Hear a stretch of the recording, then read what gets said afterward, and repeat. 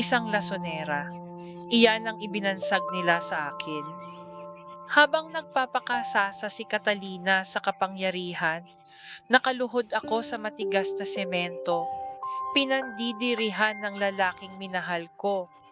Wala kang lugar dito, Sol.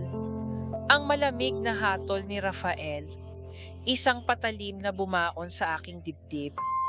Ngunit hindi ako iiyak.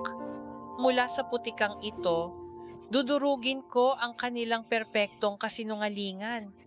Handa na ba silang harapin ang bangis ng aking pananahimik? 3 linggo! 3 linggo ka palang pinapakain ng pamilyang ito, pinalamon mo na ng laso ng kapatid ko. Dumapo ang mabigat at malutong na palad ni Catalina sa pisngi ni Sol, nag-iwan ng nagbabagang hapdi na tila umabot hanggang sa kanyang kaluluwa. Ang lakas ng pagkakasampal ay sapat upang itumba ang kanyang payat na katawan. Bumagsak si Sol sa malamig na marmol na sahig ng marangyang mansyon ng mga Villa Corta. Sa tabi ng kanyang nanginginig na mga kamay ay ang nakakalat na mangkok ng lugaw. Ang mismong lugaw na hinipan niya kanina nang may buong pag-iingat.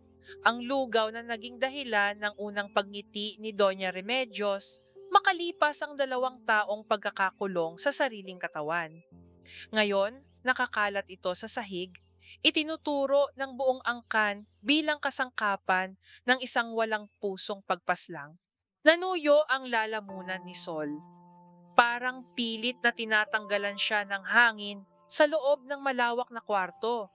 Sa gitna ng kaguluhan ng mga nagtatakbuhang nurse at pagbubuhat kay Doña Remedios patungo sa stretcher, umikot ang paningin ni Sol upang hanapin ang kaisa-isang taong inakala niyang magiging kalasag niya. Nakita niya si Rafael. Kakapasok lamang nito mula sa airport, suot pa ang lukot na coat, ngunit ang mga mata nito ay kasing lamig ng yelo habang nakatitig sa basyong bote ng hindi kilalang gamot na nakuha mula sa basurahan ni Sol. Sir Rafael, nanginig ang tinig ni Sol, pilit na humahanap ng kahit isang patak ng pag-asa. Wala po akong ginawang masama. Kayo po ang nakakaalam. Nakita ninyo kung paano ko inalagaan si ma'am? Tumingin si Rafael sa kanya. Walang galaw ang mga labi ng binata, ngunit ang palalamig ng mga mata nito ay mas masakit pa kaysa sa pisikal na sampal ni Catalina. Humigpit ang panga ni Rafael. I trusted you, Sol. We all trusted you.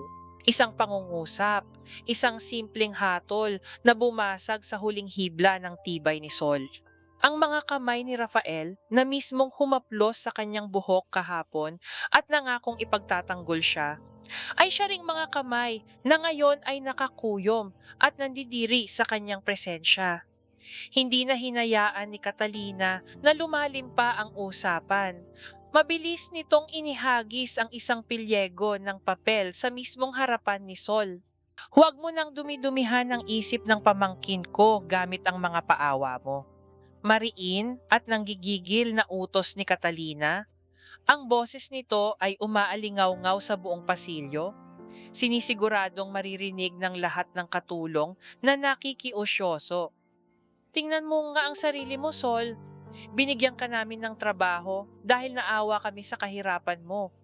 Pinakain ka namin sa iisang bubong, tapos gagamitin mo ang kahinaan ng kapatid ko para palabasing naghihimala ka sa paningin namin? Para ano?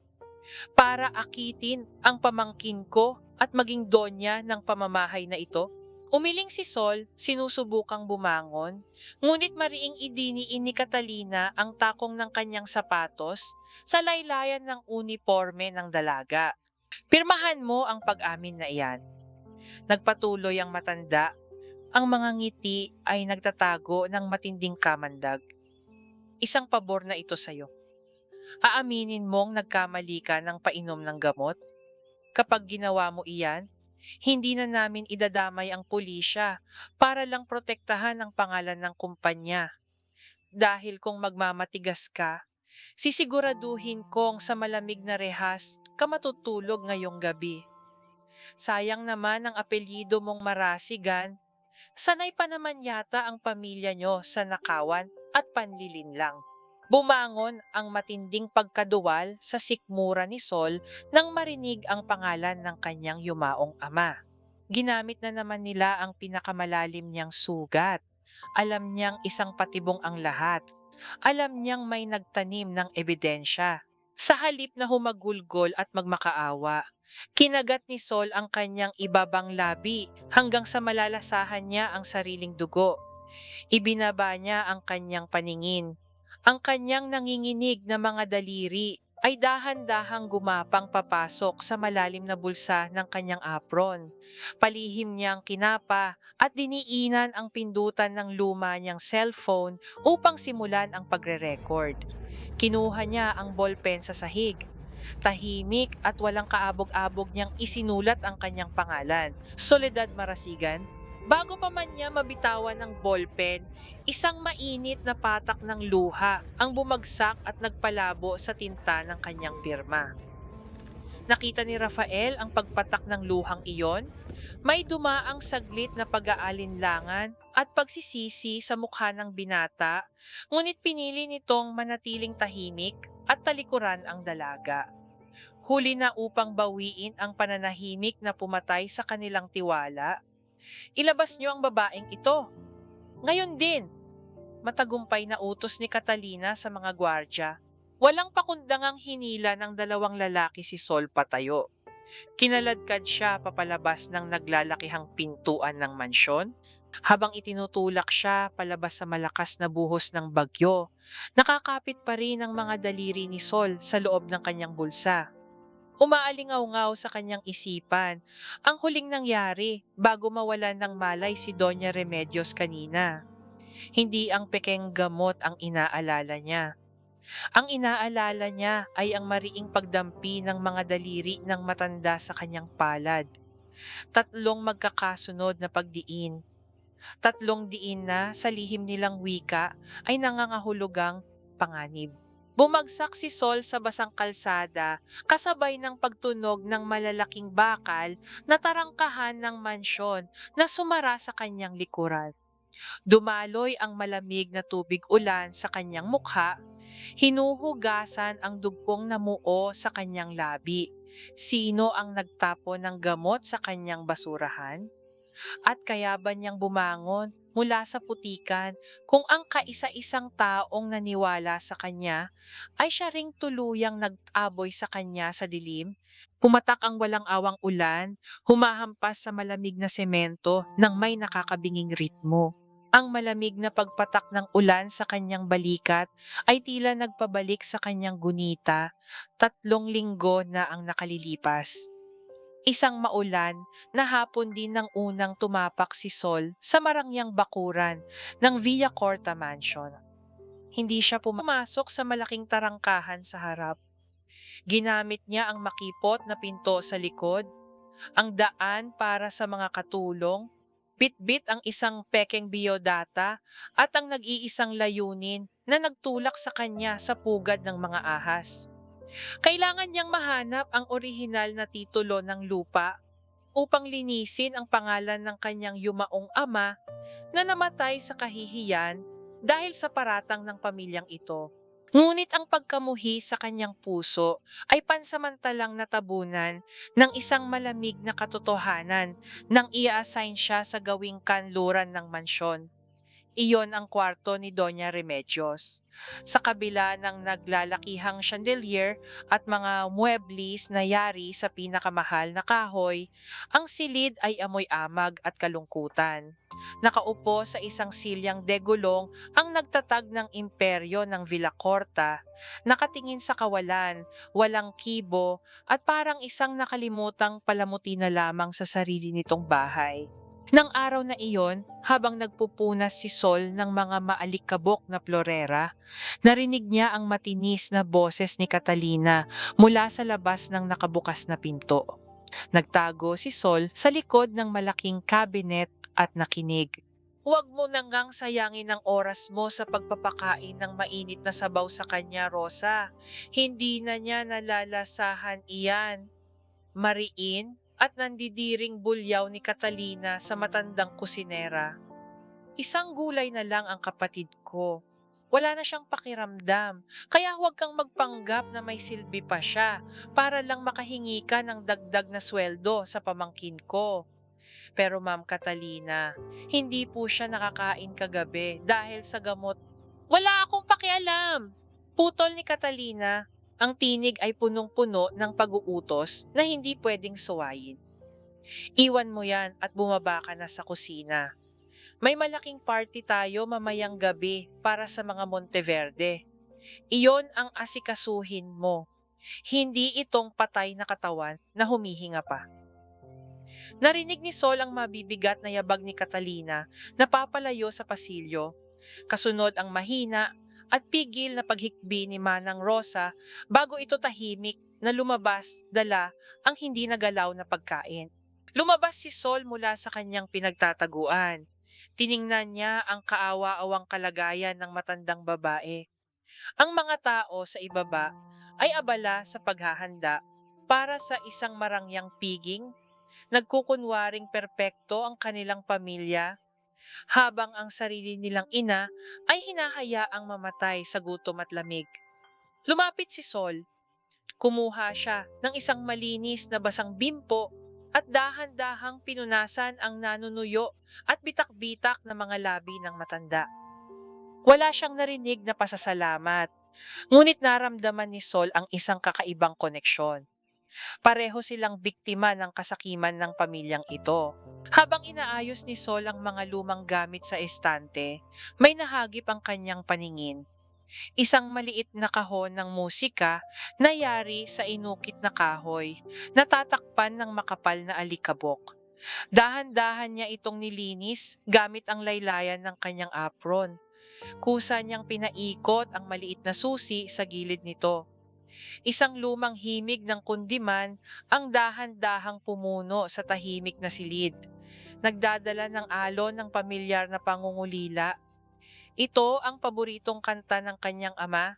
Habang pinagmamasdan ng umiikot na mekanismo ng kahon, napansin ni Sol ang isang matapang at nakakapasong amoy sa paligid ng kama ni Remedios.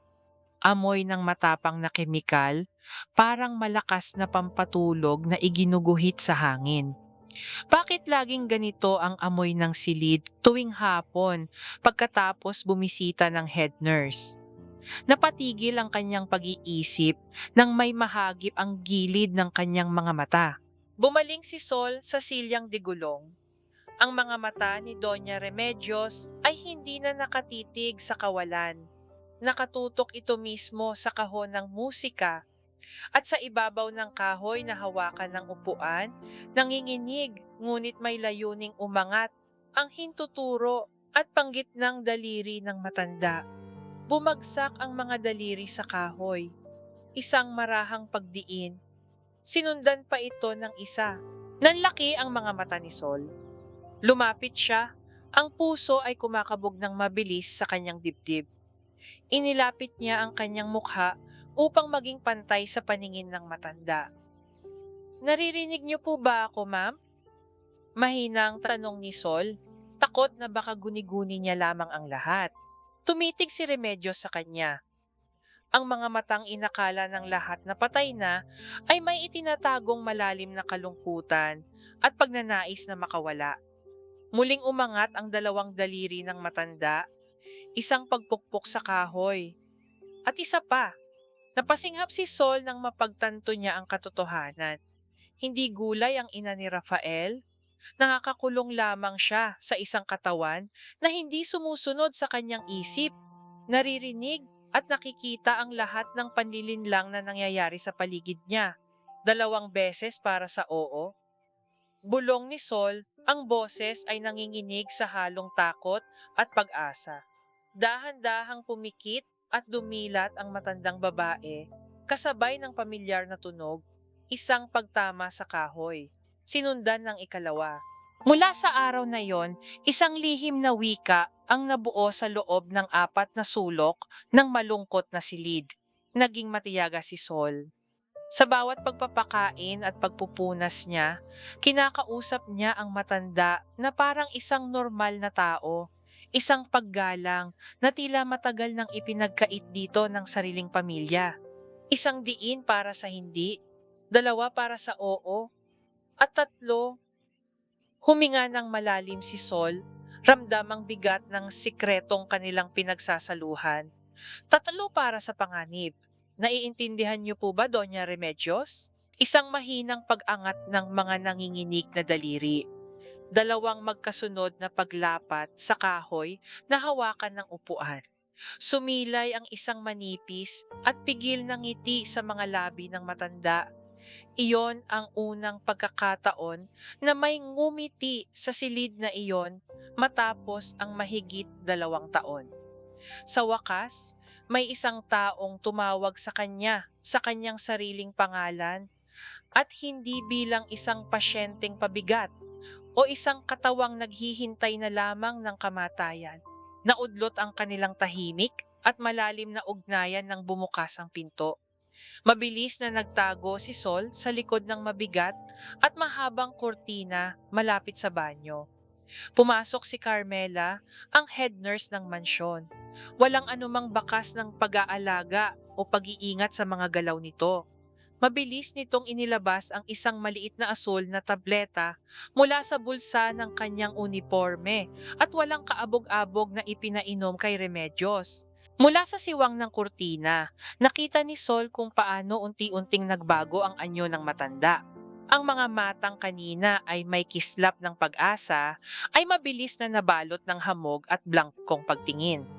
Naging tulala ito, tila isang manikang biglang pinutulan ng tali. Nakumpirma ni Sol ang kanyang hinala. Ang matapang na amoy na laging naiiwan sa hangin ay mula sa gamot na pilit nagpapatulog at gumagapos sa diwa ng matanda. Bago pa man makalabas si Carmela, pumasok si Catalina. Ang mukha nito ay naguumapaw sa pekeng pag-aalala, ngunit ang mga mata ay matalim, malamig at nagkukuwenta. Good job, Carmela. Make sure she takes that every afternoon. Malamig na utos ni Catalina bago lumapit sa silyang degulong. Hinaplos nito ang buhok ng hipag nang may mariing diin, isang haplos na mas nagpapahiwatig ng pagmamay-ari kaysa pagmamahal. Kawawa naman ang Remedios namin. Bulong ni Catalina, ang boses ay matamis, ngunit punong-puno ng kamandag. Huwag kang mag-alala, malapit na tayong matapos.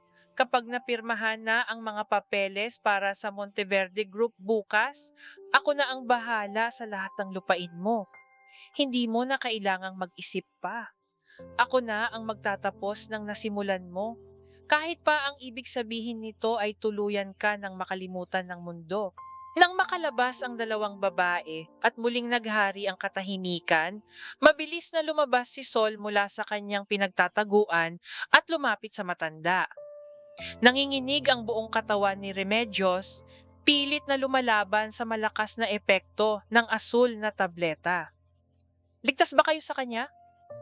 Nanginginig na bulong ni Sol, ang puso ay punong-puno ng takot para sa buhay ng ginang. Pilit na iniangat ng matanda ang kanyang mabibigat na daliri. Isang diin, ikalawa, ikatlo, panganib. Walang inaksayang oras si Sol. Kailangan niya ng ebidensya. Kailangan niyang maitala kung anong klaseng gamot ang ibinibigay nila na wala sa opisyal na listahan ng doktor. Kinuha niya mula sa malalim na bulsa ng kanyang apron ang lumang kamera ng kanyang ama na lihim niyang ipinuslit. Itinutok niya ito sa basyong lalagyan ng gamot na naiwan sa ibabaw ng maliit na mesa. Pinindot niya ang buton. Isang nakakabinging pag-andar ng mekanismo ng kamera ang umaling-awngaw sa tahimik na silid. Kasunod ang isang matalim na pagguhit ng liwanag mula sa flash nito na nagbigay linaw sa madilim na sulok ng kwarto. Nanigas si Sol, hindi dahil sa tunog ng kanyang kamera, kundi dahil sa isang pamilyar at malalim na boses na nagmula sa nakabukas na pinto sa kanyang likuran.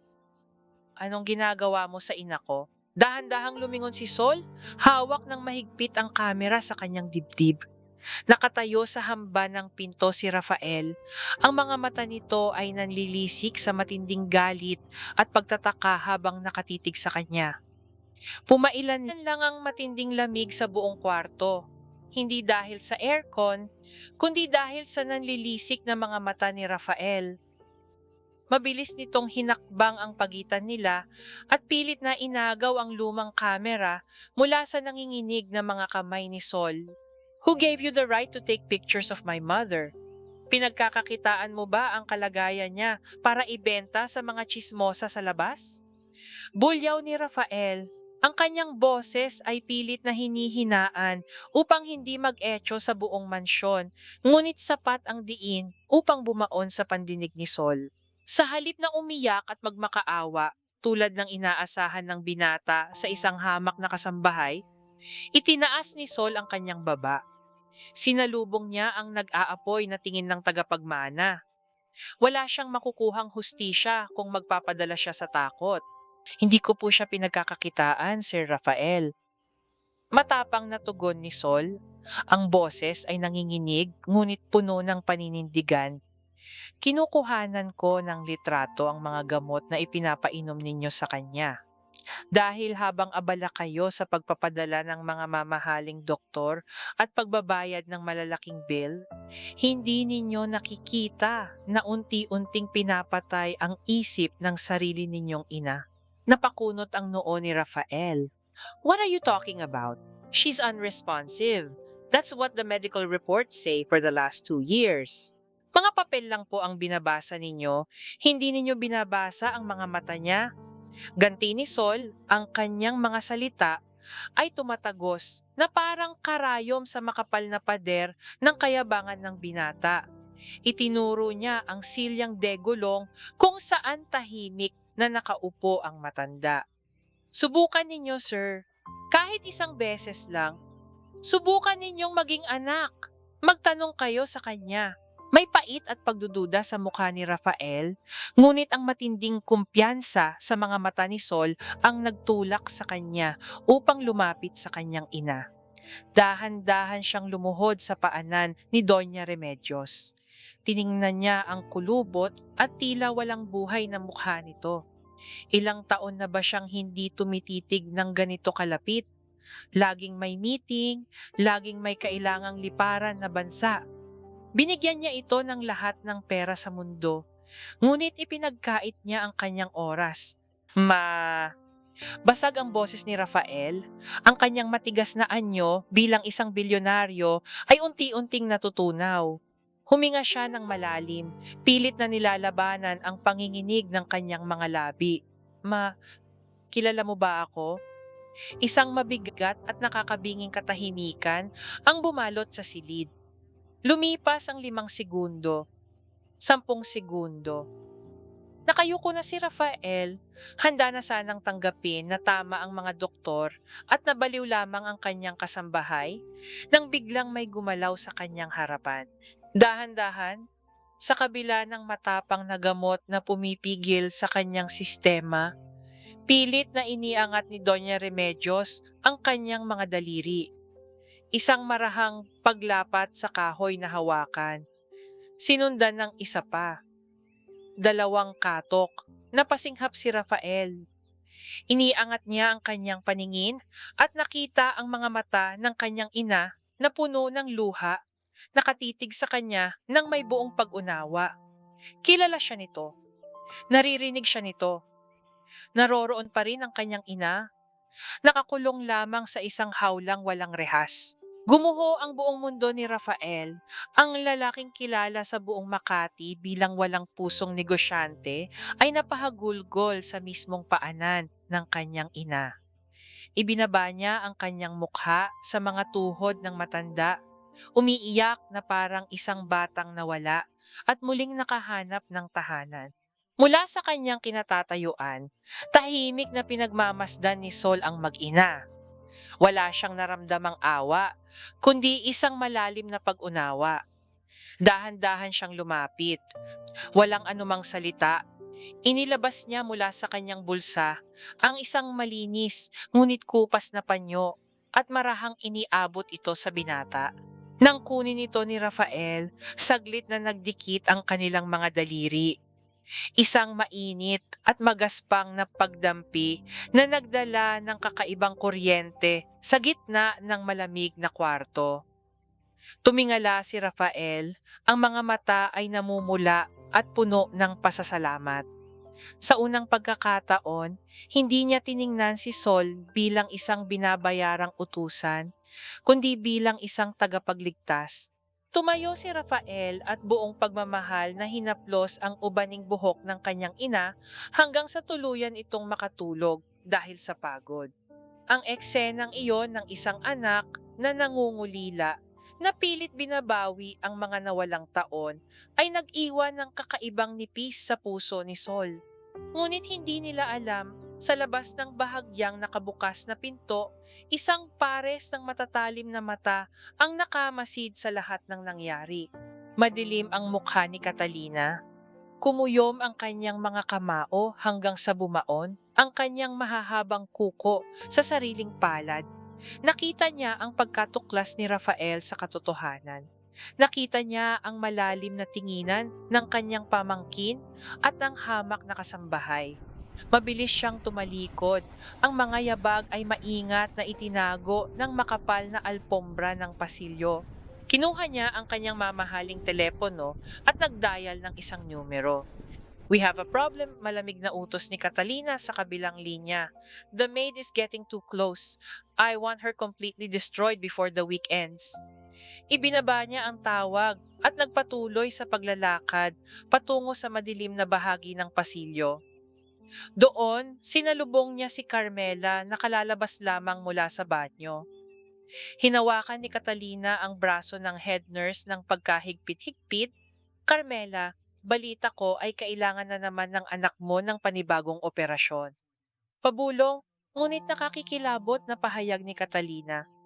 "Nabayaran ko na ang ospital. 1 milyong piso. Kaya siguro naman, oras na para bayaran mo ang utang na loob mo sa akin, hindi ba?" Napalunok si Carmela, ang takot ay gumuhit sa kanyang mga mata habang nakatingin sa tila demonyong ngiti ng matanda. Sa paghampas ng kidlat mula sa labas ng bintana, nabuo ang dalawang naghihigiganteng anino ng mga babae. Unti-unting lumalamon sa nag-iisang ilaw ng mahabang pasilyo. Mabilis na kumalat ang lason sa loob at labas ng mansyon ng mga Villa Corta. Sa likod ng malaking tarangkahan kung saan kinukuha ang mga basura, palihim na inabutan ni Catalina ng isang makapal na sobre si Aling Belen, ang pinakakilalang tsismosa sa kanilang barangay. "Huwag mong sabihing sa akin nanggaling ang kwento, Belen." Matamis, ngunit mapanganib na bulong ni Catalina habang ipinapasok ng ginang ang sobre sa kanyang bag. "Kawawa naman kasi ang pamangkin kong si Rafael. Ginagamit ng bagong katulong ang sakit ng hipag ko para makalapit at akitin ng bata. Ahas ang pinapasok namin sa pamamahay na ito." Kinabukasan, naging matalim ang bawat tingin na sumalubong kay Sol sa kusina. Huminto ang mga bulungan ng ibang katulong nang pumasok siya.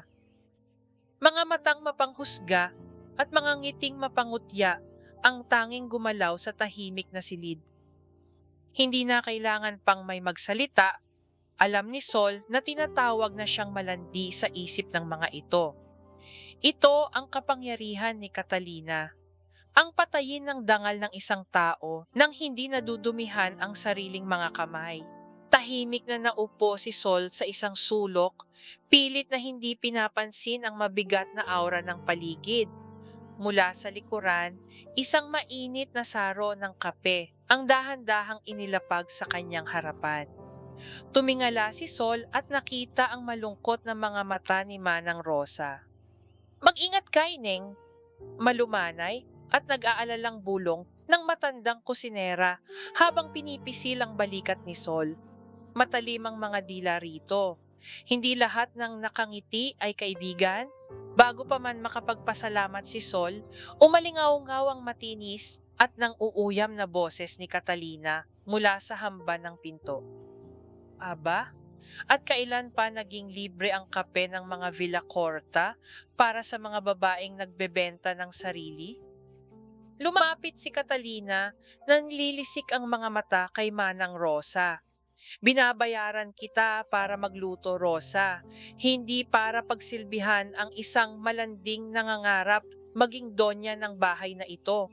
Umatras si Manang Rosa sa takot. Mabilis na itinaas ni Catalina ang kanyang kamay upang pilit na hawiin ang mainit na kape papunta sa matandang kusinera. Sa isang iglap, tumayo si Sol at iniharang ang kanyang sarili. Sinalo ng kanyang braso ang nagbabagang likido na tumapon mula sa saro. Napangiwi si Sol sa matinding hapdi. Nakagat niya ang kanyang labi, ngunit hindi siya umatras ni isang hakbang. Sinalubong niya ang mapangmatang tingin ni Catalina. Ako po ang umiinom niyan, Ma'am Catalina. Matigas na wika ni Sol. Pilit itinatago ang panginginig ng kanyang braso. Huwag po ninyong idamay si Manang Rosa.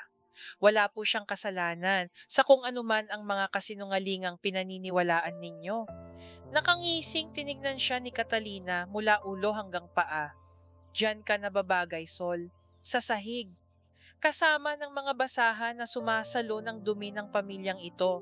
Pag-alis ng matanda ng may dalang kayabangan, napansin ni Sol ang presensya ni Rafael sa bungad ng pasilyo. Nakita nito ang lahat. May galit at matinding awa sa mga mata ng binata habang mabilis itong humahakbang palapit upang sana'y tulungan siya at punasan ng natapong kape sa kanyang braso. Ngunit bago pa man makalapit si Rafael, umiwas ng tingin si Sol. Umiling siya ng bahagya at umurong ng isang hakbang. Ayaw niya ng awa nito. Ayaw niyang maging isang mahinang babaeng kailangang iligtas ng isang bilyonaryo para lang mapatunayan na tama ang malisyosong akusasyon ni Catalina. Sa pagkakataong iyon, ang katahimikan at pagtanggi ni Sol ay mas masakit kay Rafael kaysa sa anumang pambubugbog. Habang pinupulot ni Sol ang nahulog na basahan, mabilis na dumaan si Carmela. Tumingala si Sol upang humingi sana ng tulong, ngunit umiwas ng tingin ng head nurse. Nanlalamig at namumutla ang mukha nito, tila hindi siya kilala at parang nakakita ng multo bago mabilis na naglakad palayo. Napakunot ang noo ni Sol. Bakit biglang naging malamig at balisa ang nag-iisang taong inaasahan niyang kakampi sa kalusugan ni Doña Remedios? Bumalik si Sol sa kanyang maliit na kwarto sa silong matapos ang nakakapagod na umaga. Napaupo siya sa gilid ng manipis niyang higaan. Mahigpit niyang hinawakan ang sarong ibinigay ni Manang Rosa na may kaunti pang natirang kape na hindi natapon. Sa loob ng malaking mansyon na puno ng yelo, pighati at mga kasinungalingan, ang init mula sa basong iyon na galing sa pagmamalasakit ng isang estranghero ang tanging nagpapanatili sa kanyang pag-asa na may natitira pang kabutihan sa mundo. Ipinikit niya ang kanyang mga mata, humuhugot ng lakas mula sa maliit na init sa kanyang palad. Ngunit ang panandaliang kapayapaan ay binasag ng isang matinis na pag-ilaw at tunog. Isang mensahe ang pumasok sa kanyang lumang telepono na nakapatong sa maliit na kabinet. Gumapang ang kaba sa dibdib ni Sol. Kinuha niya ang aparato. Ang liwanag mula sa maliit na screen ay nag-iwan ng nakakakilabot na anino sa dingding. Naglalaman ng mga salitang mula sa isang hindi kilalang numero. Umalis ka na habang buhay ka pa. Ang mahina ngunit pamilyar na tunog ng mensahe ay paulit-ulit na umalingaw-ngaw sa tahimik na silid. Tila nagbabadyang ang paparating na ulan ay may kasamang malakas na dilubyo. Ang walang patid na pagbuhos ng bagyo ay tila libu-libong nagyayelong karayom na tumutusok sa nanginginig na balat ni Sol. Kanina pa siya nakaluhod sa maputik na bahagi ng hardin, pilit na binubunot ang mga ligaw na damo. Utos ito ni Catalina, isang malinaw na parusa at pagpapamukha na kahit anong gawin niyang pag-aalaga kay Doña Remedios, mananatili siyang alipin, na pwedeng itapon sa labas kapag umuulan. Namanhid na ang kanyang mga daliri. Mahapdi ang kanyang mga mata dahil sa malalaking patak ng tubig. Ngunit pilit niyang nilalabanan ang pagnanasang sumuko. Isang damo pa, isang hukay pa. Hindi siya magpapatalo sa kalupitan ng ginang. Ngunit biglang huminto ang paghampas ng ulan sa kanyang likuran. Dumilim ang paligid sa kanyang ulunan at isang pamilyar at mamahaling amoy ng pabango na humalo sa amoy ng basang lupa ang bumalot sa hangin. Tumingala si Sol. Nakatayo sa kanyang harapan si Rafael, walang pakialam kung bumaon man sa putik ang kanyang makintab at mamahaling sapatos.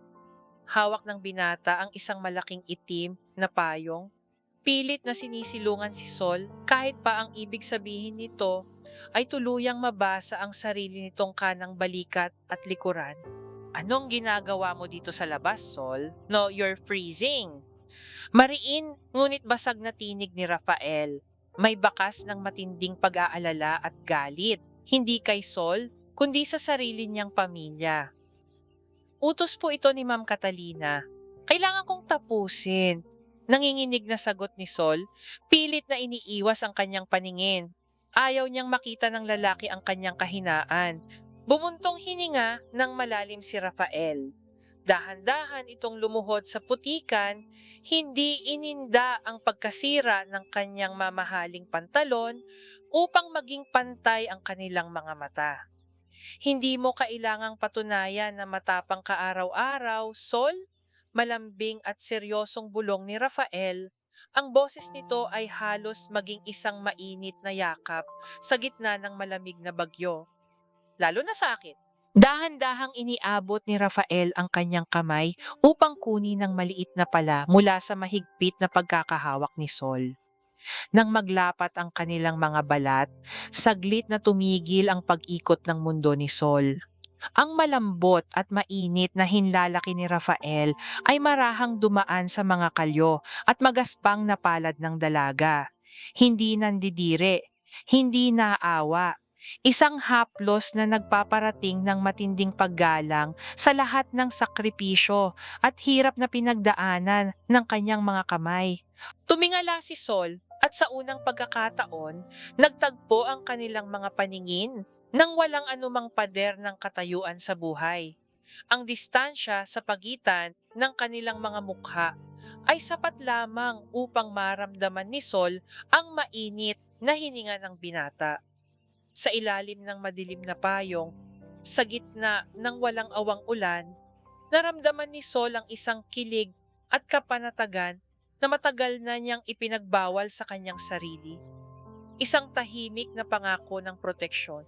Ngunit ang panandaliang paraiso ay mabilis na nabasag nang marinig nila ang pagtawag ng isang gwardya mula sa beranda. Mabilis na tumayo si Sol, ibinaba muli ang kanyang mga pader at naglakad patungo sa pinto ng kusina. Habang pinapatuyo ni Sol ang kanyang buhok gamit ang isang lumang tuwalya sa madilim na bahagi ng pantry, isang malamig na kamay ang biglang humawak sa kanyang braso. Muntik na siyang mapigilan sa paghinga. Mula sa mga anino, lubas ang namumutla at nanginginig na si Carmela. Sol! Nanginginig na bulong ng head nurse. Ang mga mata nito ay nagpapalingalinga sa paligid upang siguraduhing walang nakikinig. May plano si Catalina bukas. Kung ano man ang hawak mong ebidensya na sinasabi mo sa akin noon, ilabas mo na ngayon. Huwag mo nang hintayin ang Lunes. Napakunot ang noo ni Sol. Anong ibig mong sabihin, Ate Carmela? Akala ko ba ay hihintayin natin ang pagdating ng independent doctor para masuri si Doña Remedios? Umiwas ng tingin si Carmela. Binitawan nito ang braso ni Sol at mabilis na humakbang paatras patungo sa dilim. Basta, makinig ka sa akin. Umunahan mo na siya, bago ka pa niya maunahan. Bago pa man makapagtanong muli si Sol, tuluyan nang nawala ang nurse. Mabilis na gumapang ang kaba sa dibdib ng dalaga. Tama si Carmela, hindi na siya pwedeng maghintay. Kailangan niyang tawagan ng doktor ngayong gabi. Kailangan niyang ilabas ang kamera at ang mga litrato ng gamot. Dali-daling bumaba si Sol sa makipot at madilim na hagdan patungo sa basement kung saan naroon ang kanyang maliit na kwarto. Bawat hakbang ay kasabay ng mabilis at malakas na pagtibok ng kanyang puso. Ngunit pagdating niya sa tapat ng kanyang pinto, tila pinabagsakan siya ng langit. Bukas ang pinto. Ang mumurahing padlock na binili niya ay sira at nakabitin na lamang sa hamba. Pumasok si Sol ng walang pag-aalinlangan. Ang kanyang maliit na espasyo ay ginawang parang dinaanan ng buhawi. Ang kanyang manipis na kutsyon ay nakabaligtad. Ang kanyang mga lumang damit ay nakakalat sa sahig. Ngunit ang nagpatigil sa pagtibok ng kanyang puso ay ang nakita niya sa isang sulok ng kwarto. Ang maliit na kahon ng damit na gawa sa kahoy, ang mismong pinagtataguan niya ng lumang kamera ng kanyang ama, ay nakataob sa malamig na sahig, tuluyan ng walang laman. Ang malamig na hangin ng gabi ay hindi sapat upang palamigin ang nag-aapoy na galit at kaba sa dibdib ni Sol. Nawawala ang kanyang kamera. Nawawala ang kaisa-isang alas na hawak niya upang iligtas si Doña Remedios. Habang naglalakad siya sa madilim na bahagi ng kalsada sa labas ng service gate ng mansyon upang makapag-isip at pakalmahin ang kanyang panginginig, isang itim at mamahaling sasakyan ang biglang huminto sa kanyang harapan. Bumaba ang salamin ng sasakyan at mula sa loob ay bumungad ang isang lalaking pamilyar sa mga pagtitipon ng mga Villacorta. Si Attorney Leandro Alvarado. Get in, Soledad. Formal, ngunit may halong pagmamadali na utos ng abogado. Umatras si Sol, mabilis na binuo ang kanyang depensa. Wala po akong atraso sa inyo, sir. At wala rin po akong balak sumakay sa sasakyan ng isang taong hindi ko kilala ang motibo. Isang mapaklang ngiti ang sumilay sa labi ni Leandro. Pinatay niya ang makina at tuluyang lumabas ng sasakyan. Marami kang hindi alam, Sol. Tulad ng katotohanang hindi kailanman nagnakaw ang ama mong si Esteban Marasigan. Tila huminto ang pagtibok ng puso ni Sol, ang pangalan ng kanyang ama, ang pangalang binalot ng kahihiyan ng buong bayan, ay narinig niya mula sa isang abogadong konektado sa mga Villacorta. Na-frame ang tatay mo, Sol. Pagpapatuloy ni Leandro, ang boses ay seryoso at walang halong pag-aalinlangan. Nadiskubre niya ang isang illegal mortgage na ginawa sa lupain sa Batangas. Upang pagtakpan ang krimen at protektahan ang pangalan ng pamilya, ginawa siyang scapegoat. Pinalabas nilang siya ang kumuha ng mga titulo. Namuo ang mainit na luha sa mga mata ni Sol. Tama siya. Sa buong buhay niya, hindi siya naniwala sa mga tsismis ng kanilang probinsya. Namatay ang kanyang ama na may dalang malinis na konsensya, ngunit may maruming pangalan. Bakit niyo po sinasabi sa akin ito? Nanginginig na tanong ni Sol, pinupunasan ng luhang tumakas mula sa kanyang mga mata. Ano ang pakialam ng isang sikat na abogado sa isang hamak na kasambahay na tulad ko? Lumingon si Leandro sa direksyon ng malaking mansyon. Ang kanyang mga mata ay nag-aapoy sa isang poot na pamilyar kay Sol. Isang poot na nagmumula sa malalim na sugat. Dahil ang babaeng sumira sa ama mo, ang babaeng walang awang umagaw ng lahat ng yaman ni Doña Remedios, ay ang babaeng nagtapon sa akin na parang basura. Matigas na pag-amin ni Leandro, ang kanyang panga ay umigting. Si Catalina, ako ang anak niya sa labas. Isang lihim na itinago ng pamilyang ito dahil bawal madungisan ang kanilang perpektong reputasyon. Nanlaki ang mga mata ni Sol. Ang abogadong laging tahimik sa mga piging ay anak ng demonyong nagpapahirap sa mansyon. Tutulungan kitang linisin ang pangalan ng ama mo, Sol. Inilabas ni Leandro ang isang manipis na folder mula sa kanyang sasakyan. Bibigyan kita ng pera, proteksyon, at ang pinakamagaling na legal team.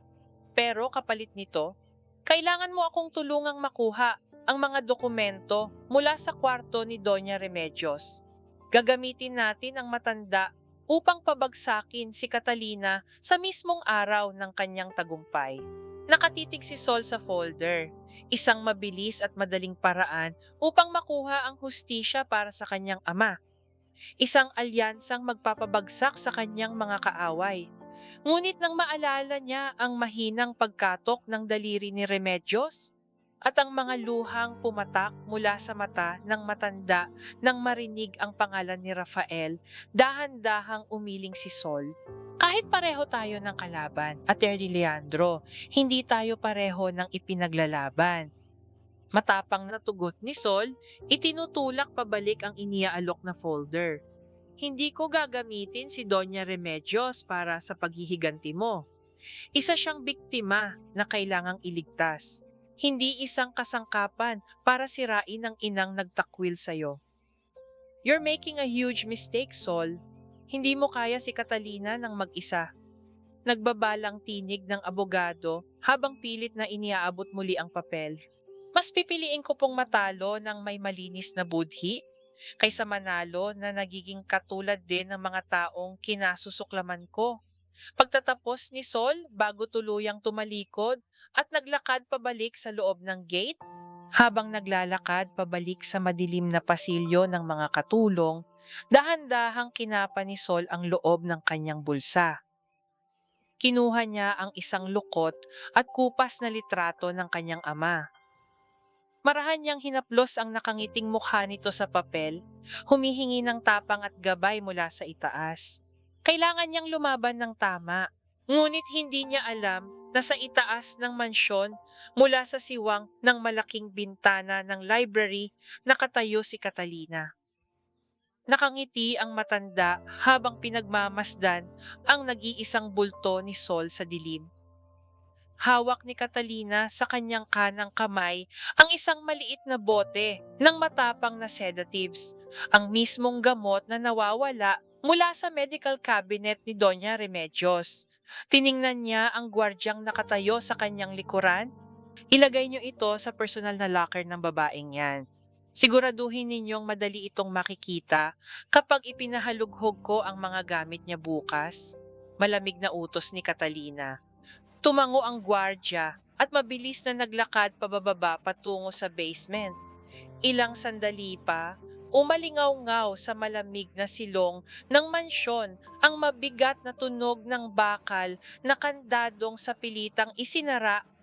Isang tunog na tuluyang nagkulong kay Sol sa isang napaka-perpektong patibong.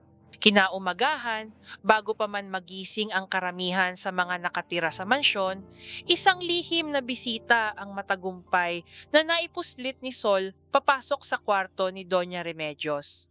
Sa tulong ng sinadyang paglikha ng ingay ni Manang Rosa sa kusina upang ilihis ang atensyon ng mga gwardya, nakapasok si Dr. Mendoza, isang iginagalang at independenteng neurologist na hindi bayad ng mga Villacorta. May bakas ng pagdududa sa mukha ng doktor nang una nitong makita ang kalagayan ng matanda. Ayon sa mga opisyal na dokumentong ipinasa ni Catalina sa korte, wala na itong kakayahang mag-isip o magdesisyon. Ngunit nang simulan ni Sol ang kanilang lihim na wika, unti-unting napalitan ng pagkamangha ang pagdududa ng manggagamot. Doña Remedios, formal na panimula ni Dr. Mendoza, nakatutok ang paningin sa mga mata ng ginang. Kung naiintindihan niyo po ako, maaari po ba kayong magbigay ng 2 katok? Isang mabigat na katahimikan ang bumalot sa silid. Tiningnan ni Sol ang matanda, pilit na ipinapasa ang kanyang lakas. Dahan-dahan, sa kabila ng panginginig ng mga ugat, umangat ang mga daliri ni Remedios. Isang mahinang paglapat sa kahoy. Sinundan ng isa pa. 2 katok. Halos mapasinghap ang doktor. Mabilis itong nagsulat sa kanyang hawak na manipis na kwaderno bago muling nagtanong, sumasang-ayon po ba kayong ibigay ang lahat ng karapatan sa inyong mga ari-arian sa inyong hipag na si Catalina Alvarado? Tumingin si Remedios kay Sol. Ang mga mata nito ay nag-aapoy sa matinding pagtutol. Isang mariin at mabigat na pagdiin lamang ng daliri ang ibinigay ng matanda. Isang katok. Hindi. Nakahinga ng maluwag si Sol. Ramdam niya ang panginginig ng kanyang mga tuhod sa matinding kaluwagan. May hawak na silang matibay na alas.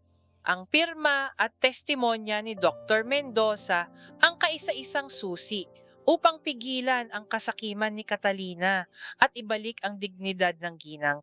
Ngunit sa isang madilim na sulok ng silid, nakatayo si Carmela. Nakakuyom ang mga nanginginig na kamao ng head nurse, namumutla at pinagpapawisan ng malamig. Inakala ni Sol na natatakot lamang ito na baka mahuli sila ni Catalina. Hindi niya alam na ang panginginig na yon ay nagmumula sa isang budhing unti-unting nilalamon ng utang na loob at pagkakasala. Bumukas ang pinto. Pumasok si Rafael. Mabilis na hinarang ni Sol ang doktor, handang ipagtanggol ang kanilang ginagawa, ngunit itinaas ni Rafael ang kanyang dalawang kamay tanda ng pagsuko. Ang mga mata ng binata ay hindi naghahanap ng away, kundi nag-aasam ng katotohanan. Lumapit si Rafael kay Dr. Mendoza. Kaya pa ba niya, Dok? Naririto pa ba ang ina ko? Basag ang tinig ng bilyonaryo. Tumango ang doktor. Nakakulong lamang siya sa kanyang pisikal na katawan, Mr. Villacorta. Ngunit ang kanyang isip ay malinaw. Hindi siya maaaring ideklarang walang kakayahan sa ilalim ng batas. Isang mainit na luha ang tumakas mula sa mga mata ni Rafael. Lumapit siya sa silyang degulong at buong pagmamahal na hinalikan ang noo ng kanyang ina. Matapos ang isang mahabang sandali ng pangungulila, dahan-dahang tumayo si Rafael at hinarap si Sol. Walang anumang pag-aalinlangan, inabot ng binata ang magkabilang kamay ni Sol. Binalot ng malalaki at maiinit na palad ni Rafael ang magagaspang na daliri ng dalaga. Naramdaman ni Sol ang mabilis na pagtibok ng kanyang puso, tila gustong kumawala mula sa kanyang dibdib. Salamat, Sol. Salamat sa hindi pagsuko sa kanya ng mga panahong ako mismo ay sumuko. Malambing at seryosong bulong ni Rafael, ang mga mata ay nakatitig ng malalim sa kaluluwa ng dalaga.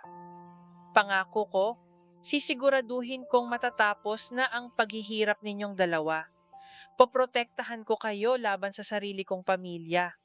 I won't let anyone hurt you again. Sa sandaling iyon naniwala si Sol. Naramdaman niya ang kaligtasan. Naramdaman niya na sa wakas, may isang taong handang tumayo sa kanyang tabi at ipaglaban siya. Isang matamis at tahimik na ngiti ang sumilay sa kanyang mga labi habang nakatingin sa mga mata ng lalaking unti-unti niyang natututunang mahalin.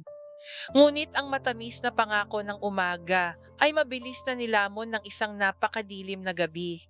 Matapos umalis ang doktor at si Rafael upang asikasuhin ang mga legal na papeles, naiwan si Sol upang ayusin ang higaan ni Doña Remedios. Lumapit si Carmela, bit-bit ang isang baso ng tubig para sa matanda. Ako na po ang magpapainom, Ate Carmela. Mukhang masama pa rin ang pakiramdam mo. Pag-aalok ni Sol, walang anumang kamalay-malay. Umiling ng mabilis si Carmela. Hindi, Sol. Trabaho ko ito. Ako na. Pinanood ni Sol kung paano inalalayan ng nurse ang ginang upang uminom. Payapa ang lahat. Payapa ang gabi. Hanggang sa makalipas ang ilang segundo, biglang nanlaki ang mga mata ni Doña Remedios. Nahugot ni Sol ang kanyang hininga nang biglang mangisay ang buong katawan ng matanda.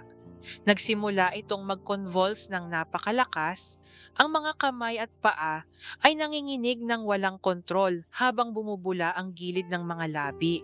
Bumagsak ang baso mula sa mga nanginginig na kamay ni Carmela. Isang matalim na tunog ng pagkabasag ang umaling-awngaw sa buong silid, nagpakalat ng mga bubog at tubig sa malamig na sahig.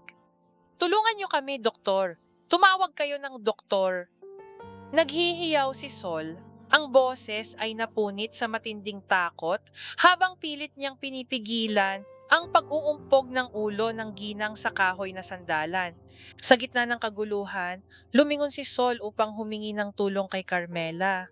Ngunit ang head nurse ay nakatayo lamang sa isang tabi, patuloy sa pag-iyak at pilit na umiiwas ng tingin habang unti-unting binabawian ng malay ang kaisa-isang taong naging ina ni Sol sa loob ng impyernong iyon. Tuluyang nilamon ng matinding kaguluhan ang tahimik na gabi ng mansyon. Ang nakakabinging iyak ng sirena ng ambulansya mula sa labas ay tila humihiwa sa malamig na hangin. Puno ng luha at pawis si Sol habang pinagmamasdan ang mga medik na mabilis na isinakay sa stretcher ang nangingisay at walang malay na si Doña Remedios. Gusto niya itong sundan, ngunit dalawang malalaking braso ng gwardya ang biglang humablot sa kanyang mga balikat. Bago pa man siya makapanlaban, bumungad sa pasilyo si Catalina. May dalang tagumpay at kasamaan ang mga ngiti nito. Ngunit nang makita ang ibang mga katulong at ang dumating na pulisya, mabilis itong nagpalit ng anyo at nagkunwaring isang inang nagdadalamhati. Halughugin ninyo ang kwarto ng babaeng iyan. Ngayon din, naghihiyaw na utos ni Catalina sa mga gwardya. Wala pang 5 minuto. Bumalik ang head of security, bit-bit ang isang maliit na asul na bote. Ang matapang na sedatives na nawawala mula sa medical cabinet. Nakuha raw ito sa ilalim mismo ng higaan ni Sol. Umiling si Sol ng mabilis, pilit na kumakawala sa pagkakahawak ng mga gwardya. Hindi po akin yan. May naglagay niyan sa kwarto ko. Ate Carmela, sabihin mo sa kanila ang totoo. Kayo po ang huling nagpainom kay Doña Remedios kanina. Hindi ba? Tulungan mo ako. Bumaling ang lahat ng mata kay Carmela. Nakatayo ang head nurse sa isang sulok, nanginginig ang mga balikat at pilit na tinatakpan ang bibig upang itago ang paghagulgol. Dahan-dahan itong nag-angat ng tingin, ngunit pilit na iniiwas ang kanyang mga mata kay Sol. Sa pag-iwas na iyon, nakita ni Sol ang pagkawasak ng isang budhing binili ng utang na loob. Patawarin mo ako, Sol. Umiiyak na sagot ni Carmela, ang mga salita ay tila mga punyal na isinasaksak sa dibdib ng dalaga. Hindi ko na kayang magsinungaling para protektahan ka. Nakita kita. Nakita kitang inihalo ang gamot na yan sa inumin ni Ma'am Remedios kanina. Tumigil ang pag-ikot ng mundo ni Sol. Ang kaisa-isang taong pinagkatiwalaan niya sa loob ng impyernong iyon ang mismong nagbaon sa kanya sa hukay. Narinig ninyo? Matinis at mapang-akusang sigaw ni Catalina, tinitiyak na maririnig ng lahat ng nakapaligid. Ginamit ng babaeng ito ang sakit ng kapatid ko para magkunwaring tagapagligtas? At para saan? Para makuha ang loob ng pamangkin kong bilyonaryo. Muntik nang mamatay ang Remedios dahil sa ambisyon ng isang patay gutom. Kasinungalingan! Sumigaw si Sol, ang lalamunan ay napupunit sa matinding desperasyon. May ebidensya ako! Kinukuhanan ko ng litrato ang mga maling gamot na ipinapainom ninyo. Nasaan ang kamera ko? Kayo ang nagpakuha ng kamera ko sa kwarto kagabi. Ngunit walang nakinig, walang kamera na maipakita. Ang bawat salita niya ay tila hangin na lamang na nagdaan. Sa gitna ng kanyang pagmamakaawa, nahagip ng kanyang paningin si Rafael. Nakatayo ang binata sa hamba ng pinto. Nakatingin sa asul na bote ng gamot na hawak ng gwardya. Ang lalaking nangako sa kanya ng kaligtasan at pag-ibig kaninang umaga ay nakatitig ngayon sa kanya ng may matinding pagdududa. Sir Rafael, basag na bulong ni Sol, nagmamakaawa ang mga mata habang pilit na umaabot sa direksyon ng lalaki. Nangako po kayo sa akin. Kilala ninyo ako. Nagtagpo ang kanilang mga paningin.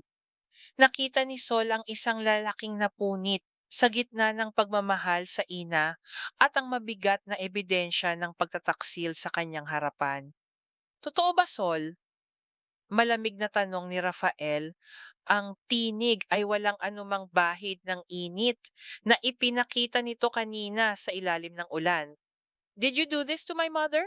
Ang katanungang iyon ay ang huling pako sa kabaong ni Sol.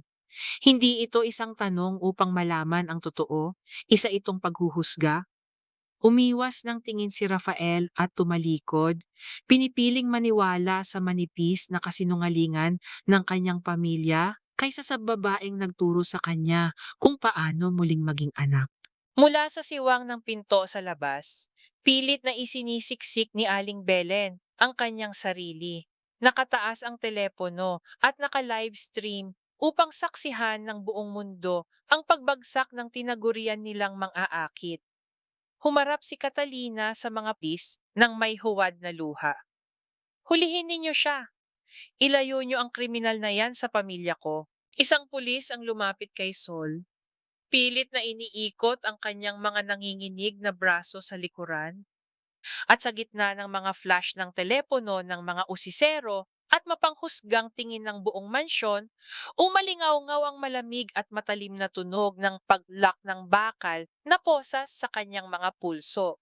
Upang maiwasan ang isang malaking eskandalo na maaaring sumira sa nalalapit na kasunduan sa Monteverde Group, mabilis na ginamit ni Catalina ang kanyang impluensya. Pinalabas niya ang mga pulis sa kwarto at inilatag ang isang manipis na papel sa malamig na mesa. Ang mismong papel ng pag-amin na pinirmahan ni Sol habang palihim nitong nire-record ang lahat. Ang mismong sandali kung saan tuluyang tumalikod si Rafael. Matapos makuha ang pirma, wala nang sinayang na oras si Catalina. Kinaladkad ng mga gwardya si Sol pababa ng hagdan patungo sa pintuan sa likuran ng mansyon. Walang pinabitbit sa kanya kundi ang mga suot niya. Ngunit bago pa man siya tuluyang itulak palabas sa bumubuhos na bagyo, isang nanginginig na kamay ang humawak sa kanyang braso mula sa madilim na sulok ng kusina.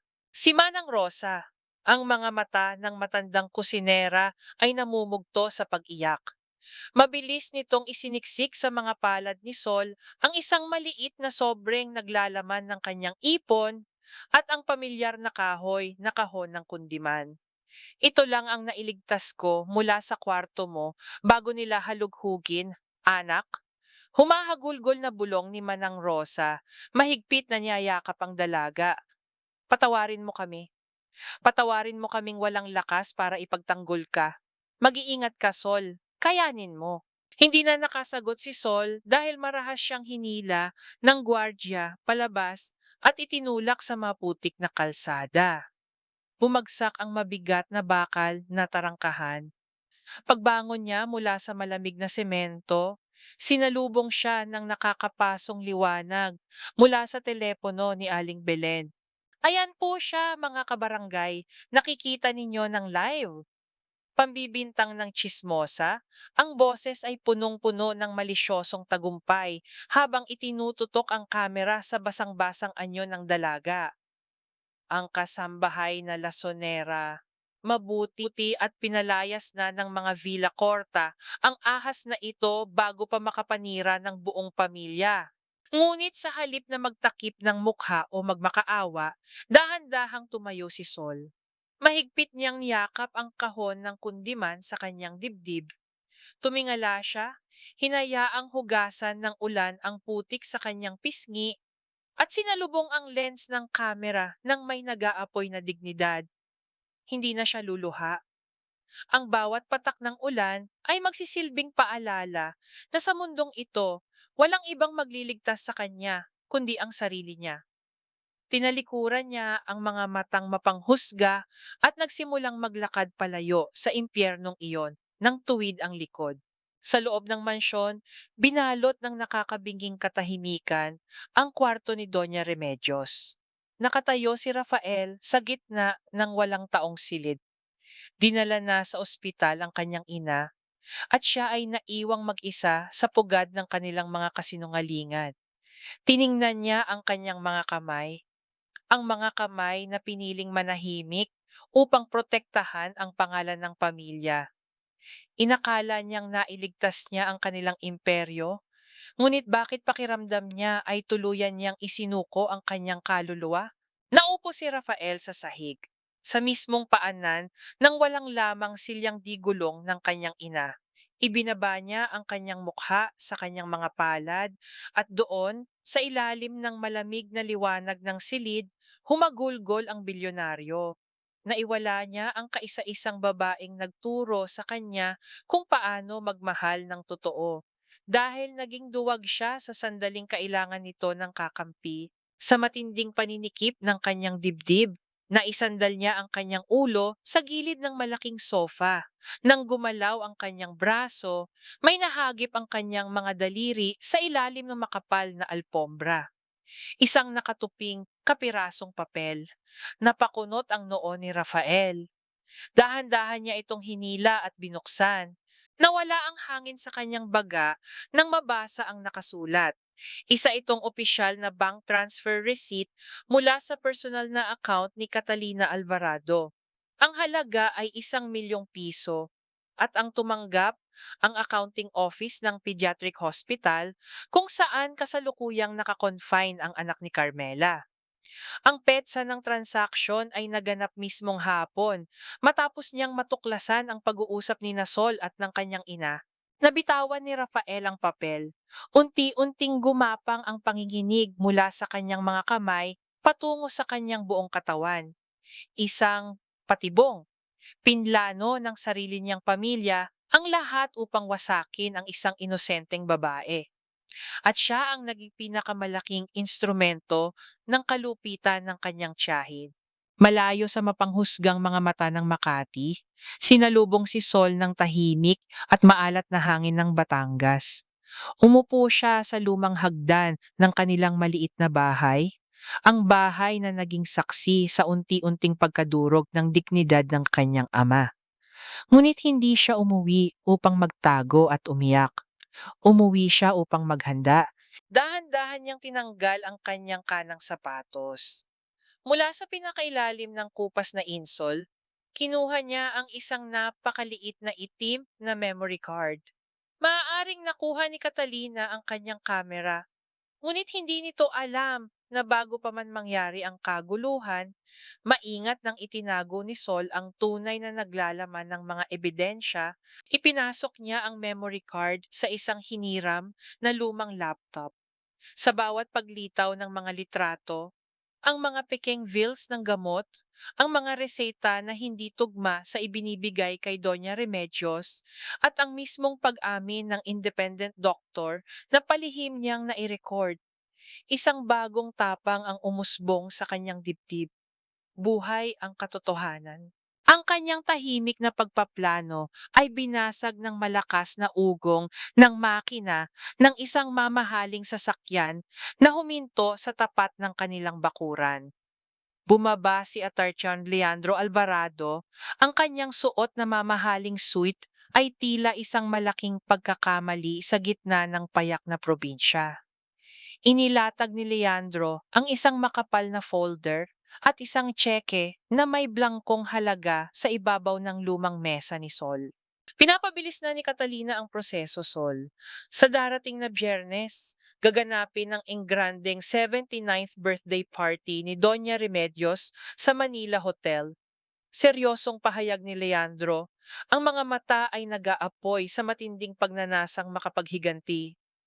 Doon niya isa sa publiko ang papel na nagdedeklarang wala nang kakayahan sa pag-iisip ang matanda. Ipasa mo sa akin ang mga ebidensya mo. Gagamitin ko ang lahat ng koneksyon ko sa media at sa korte upang wasakin siya bago pa man magsimula ang party. Tiningnan ni Sol ang blangkong tseke, isang mabilis na lunas para sa lahat ng kanyang paghihirap. Ngunit dahan-dahan siyang umiling at ibinalik ang tseke sa abogado. Hindi ko ipagpapalit ang laban ko sa pera ninyo at Leandro. At hindi ako papatay ng halimaw para lang maging isang halimaw na tulad ninyo. Matigas ngunit kalmadong sagot ni Sol habang naghuhukay ng maliit na butas sa lupa upang itanim ang isang buto ng rosas na ibinigay sa kanya ni Manang Rosa. Kung wawasakin ko ang kasinungalingan ni Catalina, gagawin ko iyon sa harap mismo ng mga taong pinaniwala niya. Ako ang tatapos nito. Sa kabilang dako ng mundo, sa loob ng malamig at puting pasilyo ng pediatric hospital, hinarang ni Rafael ang nagmamadaling si Carmela. Wala nang bakas ng maamong bilyonaryo. Ang mga mata ni Rafael ay nanlalamig at walang awa habang inihahagis niya ang lukot na bank receipt sa dibdib ng head nurse. Namutla si Carmela. Nanginginig ang mga tuhod nito at halos lumuhod sa harap ng binata. Hahawak niya sa leeg ang buhay ng anak ko, Sir Rafael. Humahagulgol na pag-amin ni Carmela. Ang luha ay walang patid na umaagos. Sinubukan kong lumaban, pero tinakot niya akong ipapaalis sa ospital ang bata kung hindi ko gagawin ng gusto niya. Patawarin niyo ako. Patawarin niyo ako sa ginawa ko kay Sol. Saan mo itinago ang mga totoong gamot, Carmela? Magsalita ka kung gusto mong mabuhay pa ang pamilya mo. Nagdangangalit na banta ni Rafael. Mahigpit na nakakuyob ang mga kamao. Umiling si Carmela, punong-puno ng desperasyon. Wala na sir. Sinunog na ng mga tauhan ni Ma'am Catalina ang lahat ng orihinal na medical records at mga reseta. Wala na tayong pisikal na ebidensya upang patunayang nilalason niya si Doña Remedios. Hawak niya ang batas. Parang pinagsakluban ng langit at lupa si Rafael. Huli na ba ang lahat? Ang kanyang kayamanan at kapangyarihan ay naging walang silbi sa harap ng perpektong patibong ng sarili niyang pamilya. Samantala, sa loob ng Villa Corta Mansion, nag-uumapaw sa galak at tagumpay si Catalina. Abala siya sa pag-uutos sa mga event organizers na nag-aayos ng mga imbitasyon. Make it grandiose. I want all the Monteverdes, the board of directors, and the press there. Nakangiting utos ni Catalina habang hinahaplos ang mamahaling tela ng kanyang isusuot na gown. Sa araw na iyon, makikita ng buong mundo kung paano ko tuluyang ililigtas ang pamilyang ito. Mapapasa akin ang lahat. Kinabukasan, habang nagdidilig si Sol ng kanyang bagong tanim na rosas sa Batangas, isang kartero ang huminto sa kanilang gate. Iniabot nito ang isang makapal at itim na sobre. Nanginginig ang mga kamay ni Sol nang buksan niya ito. Sa loob ay isang VIP invitation card para sa 79th birthday party ni Doña Remedios. Walang nakalagay kung sino ang nagpadala, ngunit alam ni Sol na galing ito kay Leandro upang bigyan siya ng daan papasok sa pugad ng mga ahas. Tinitigan ni Sol ang pamilyar at nakasisilaw na tatak na nasa ibabaw ng itim na papel. Ang gintong selyo ng pamilya Villacorta. Nagliliwanag ang buong Grand Ballroom ng Manila Hotel sa kislap ng libu-libong kristal mula sa higanteng chandelier. Ang malambing na tugtog ng orkestra ay tila nagkukunwaring na nagbibigay ng kapayapaan sa isang gabing punong-puno ng kasakiman. Sa gitna ng entablado, nakatayo si Catalina, suot ang isang kumikinang at mamahaling pulang gown na tila sumisimbolo sa dugong handa niyang dumanak makuha lamang ang kapangyarihan. Nakangiti itong humarap sa mga elitista, sa mga miyembro ng Board of Directors at sa pamilya Monteverde. Ladies and gentlemen, panimula ni Catalina, ang boses ay malambing, puno ng huwad na lungkot na kayang linlangin ng sinuman. Hindi naging madali ang mga nakalipas na taon para sa aming pamilya.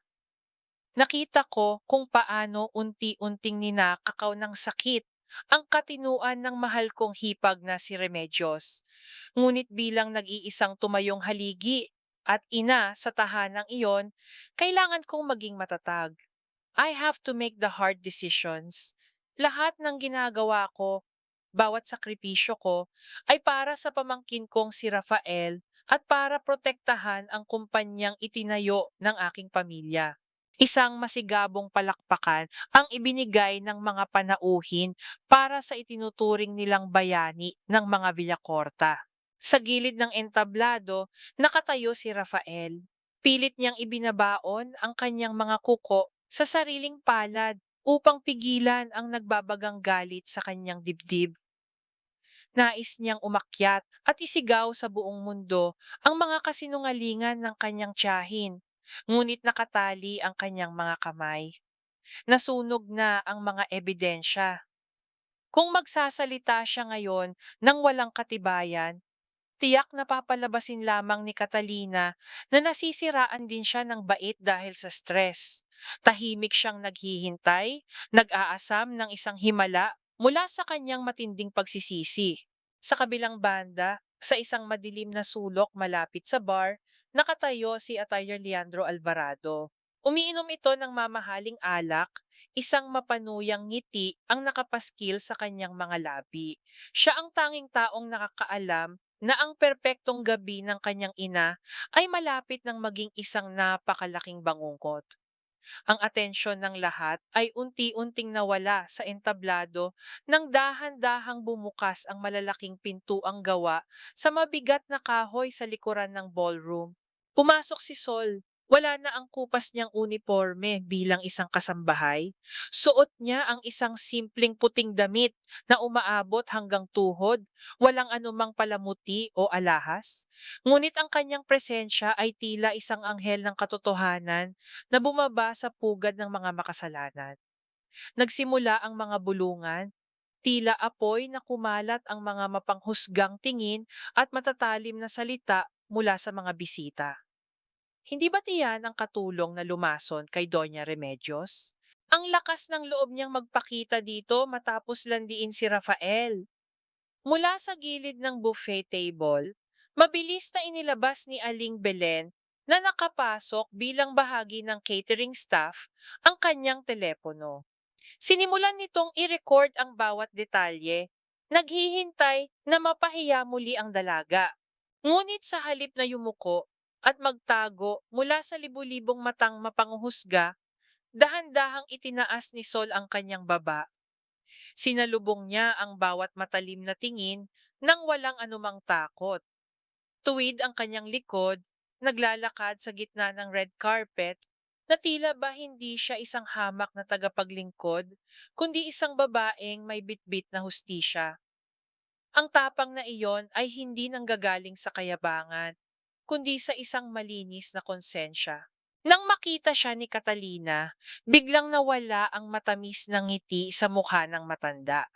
Namutla ito at ang mga mata ay nanlisik sa matinding poot. How dare you enter this event? Nanggigigil na sigaw ni Catalina, hindi na napigilan ang pagkasira ng kanyang poise. Itinuro niya si Sol at mabilis na nag-utos sa mga gwardya. Security! Kunin niyo ang trespasser na yan. Ilabas niyo siya bago pa makagawa ng panibagong gulo ang lasonerang iyan. Mabilis na humarang ang apat na naglalakihang gwardya sa daraanan ni Sol. Pilit siyang itinutulak paatras, pinipigilang makalapit sa entablado. Sa sandaling iyon, mukhang imposibleng maiparating ni Sol ang kanyang mensahe. Sino ang maniniwala sa kanya? Sino ang tutulong sa kanya sa gitna ng mga taong ito? Bago pa man tuluyang makaladkad si Sol palabas, isang pamilyar at baritonong boses ang umalingaw-ngaw sa buong ballroom. Hayaan niyo siyang magsalita. Tumigil ang mga gwardya. Bumaling ang lahat ng panauhin sa pinanggalingan ng utos. Mula sa gilid ng entablado, naglakad patungo sa gitna si Rafael. Kinuha niya ang mikropono mula sa nanginginig na kamay ng kanyang tiyahin. Sinalubong ni Rafael ang mga mata ni Sol mula sa malayo.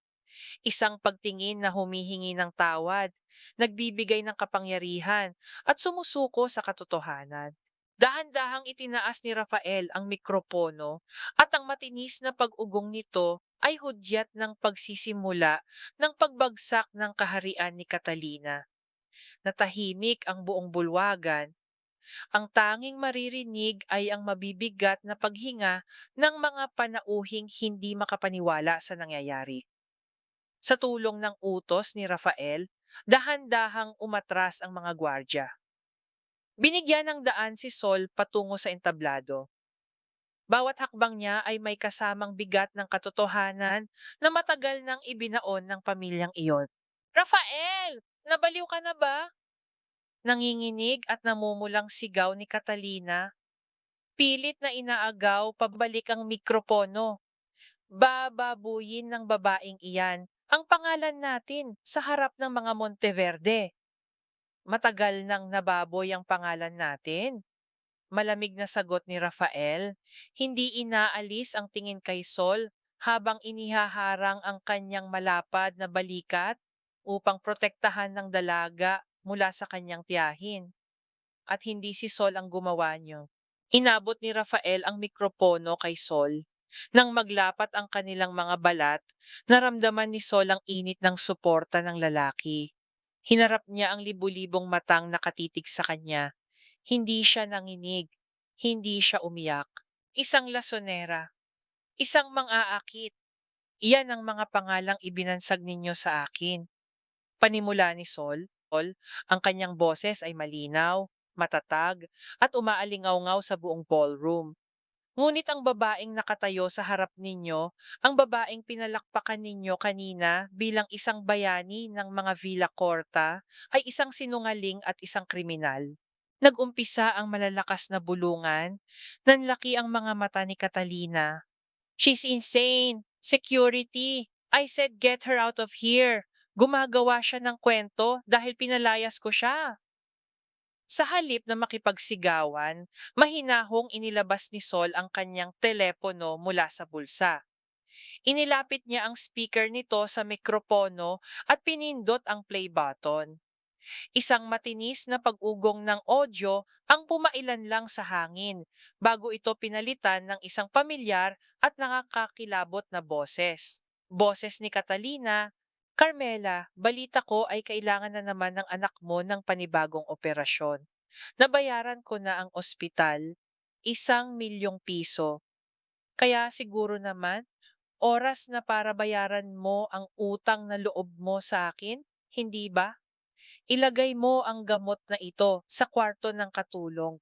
I want her completely destroyed. Napasinghap ang mga kababaihan sa loob ng ballroom. Ang mga elitistang kanina lamang ay nakangiti kay Catalina ay unti-unting umatras. Tila nandidiri na madikitan ng ginang. Nakita ni Sol ang mabilis na panginginig ng panga ni Catalina habang pinagmamasdan ang paglayo ng kanyang mga tinaguriang kaibigan. Ang kanyang perpektong maskara ng kristal ay tuluyan ng nabasag.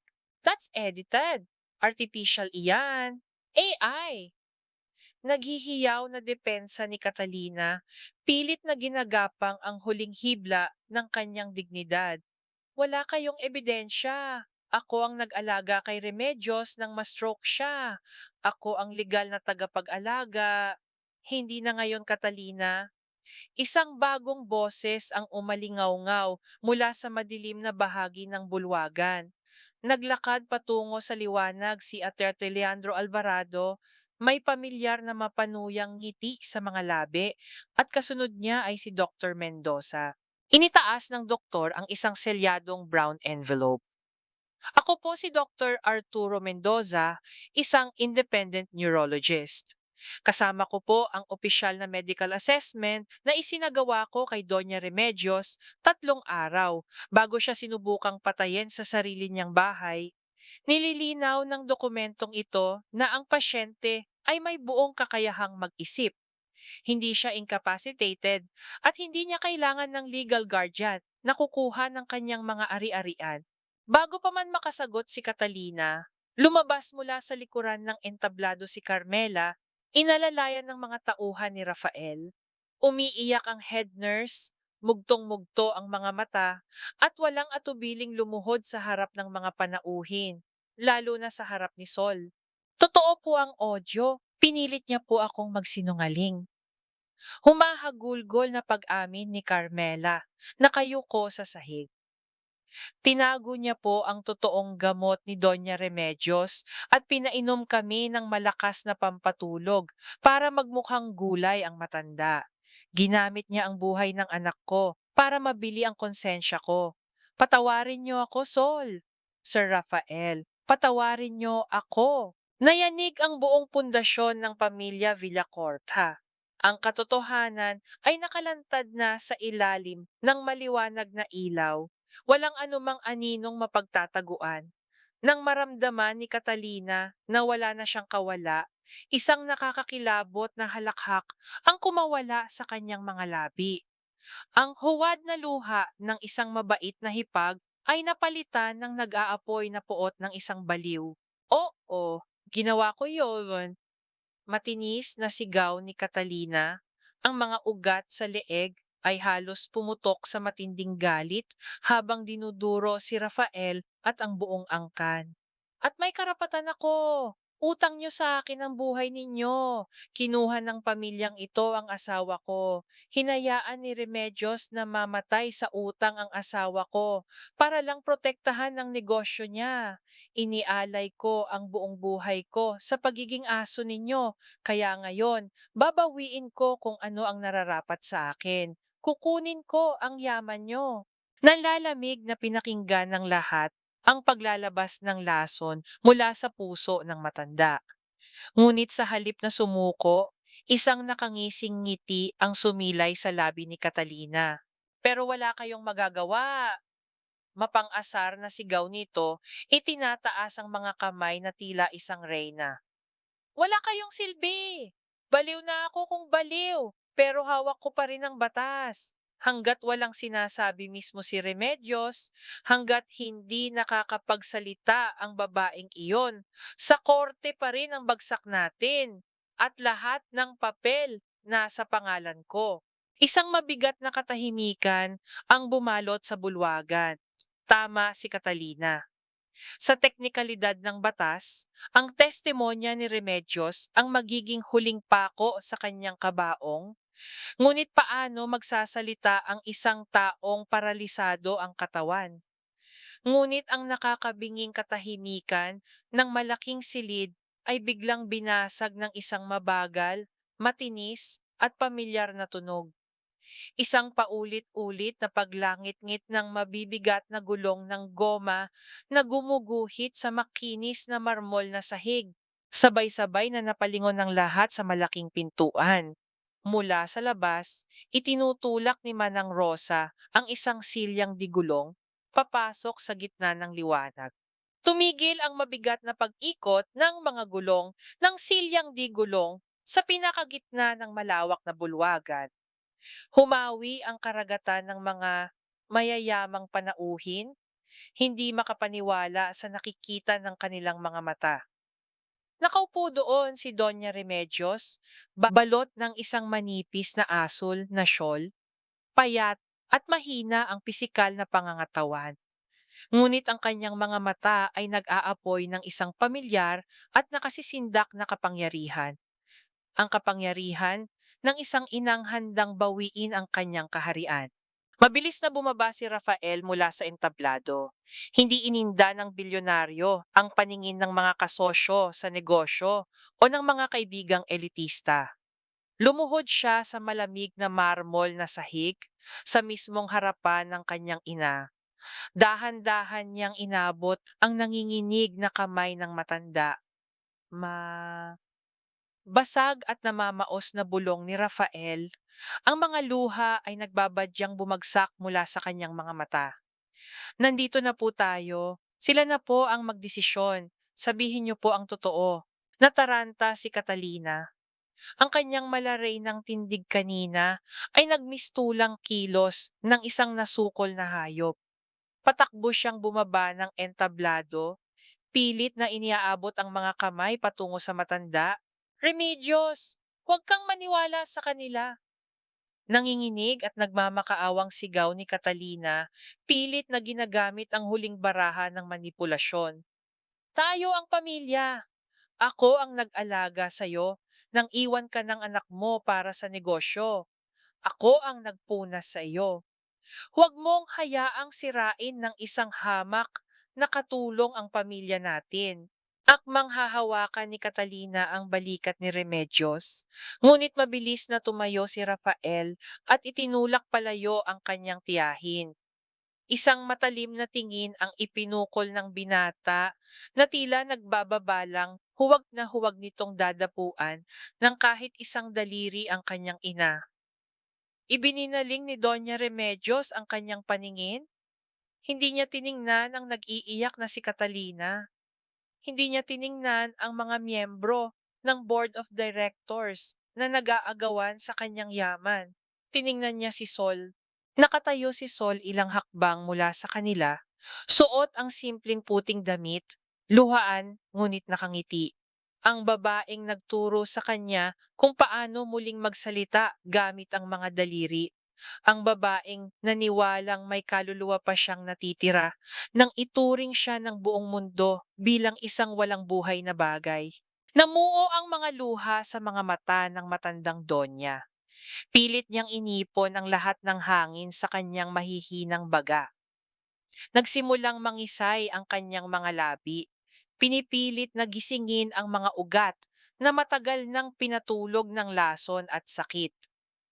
Ramdam ng buong bulwagan ang matinding hirap ng matanda.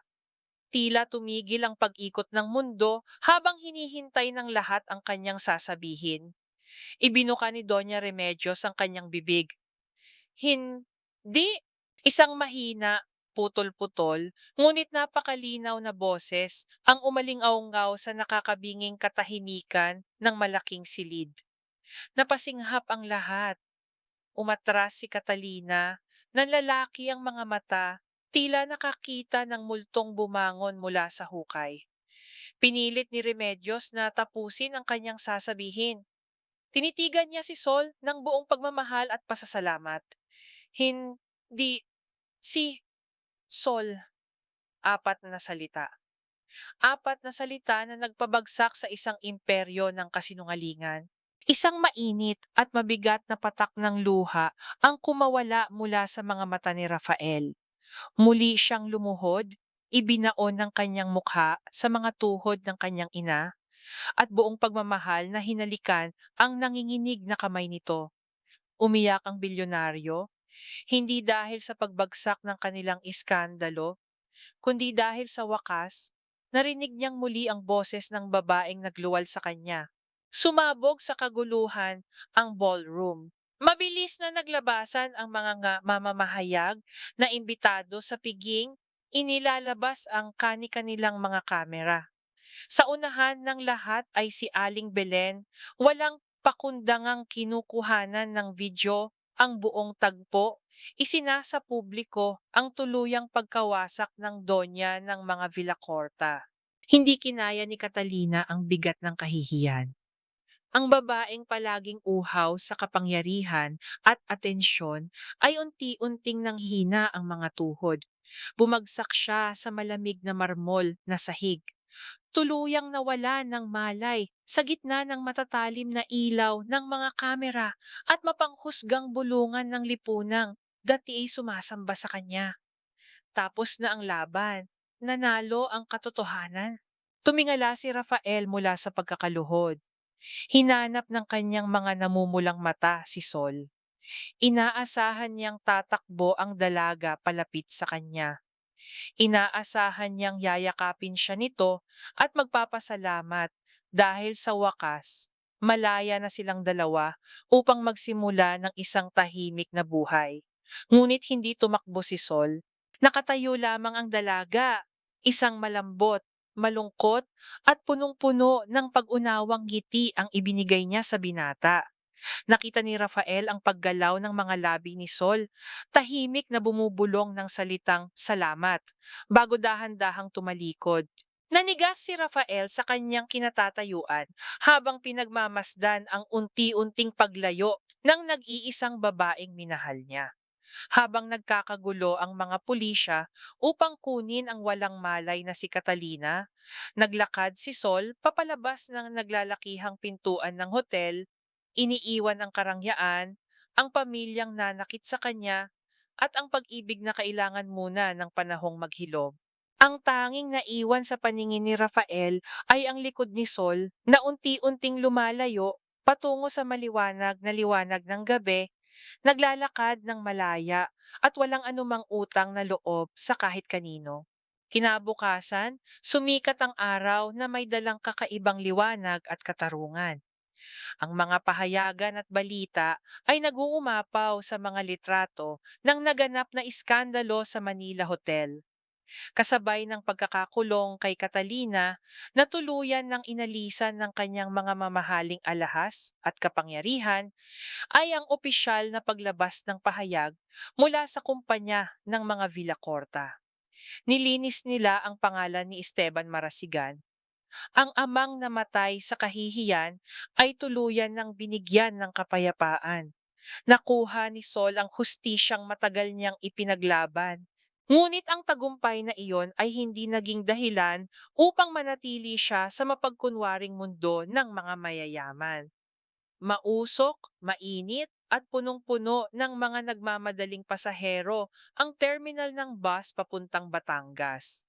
Nakaupo si Sol sa isang lumang bangko, mahigpit na yakap-yakap ang kanyang lumang bag at ang kahoy na kahon ng kundiman. Handa na siyang umuwi. Handa na siyang magsimula muli. Bago pa man siya makatayo upang sumakay, isang pamilyar at mamahaling itim na sasakyan ang biglang pumarada sa dikalayuan, kapansin-pansin sa gitna ng mga lumang jeep at naghihintay ng mga pasahero. Bumaba si Rafael. Wala ang kanyang perpektong suot, walang mga nakabuntot na bodyguard o assistant.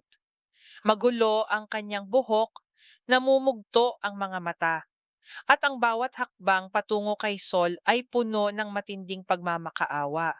Ang bilyonaryong lumuluhod lamang sa Diyos ng salapi ay lumuhod ngayon sa kanyang emosyon.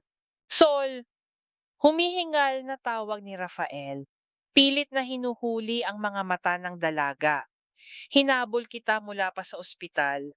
Naiayos ko na ang lahat. Ligtas na si Mama. Wala na si Catalina. Wala nang mananakit sa iyo doon. Dahan-dahang tumayo si Sol. Tiningnan niya ang lalaking minahal niya sa loob ng madilim na mansyong iyon. Nakita niya ang sinseridad nito, ang pagsisisi at ang totoong pag-ibig. Ngunit nakita rin niya ang sarili niya, isang babaeng masyado nang nasugatan upang muling bumalik sa lugar na nagpaliit sa kanyang pagkatao. Masaya ako para kay Doña Remedios, Rafael. Malumanay na sagot ni Sol. Ang boses ay puno ng kapayapaan. At napatawad na kita. Napatawad ko na ang pagdududa mo sa akin noong gabing pinalayas ninyo ako. Umaliwalas ang mukha ni Rafael. Inabot niya ang mga kamay ni Sol, puno ng pag-asa. Kung ganon, bumalik ka na sa amin, Sol. Bibigay ko sa iyo ang lahat. Hindi ka na magiging kasambahay.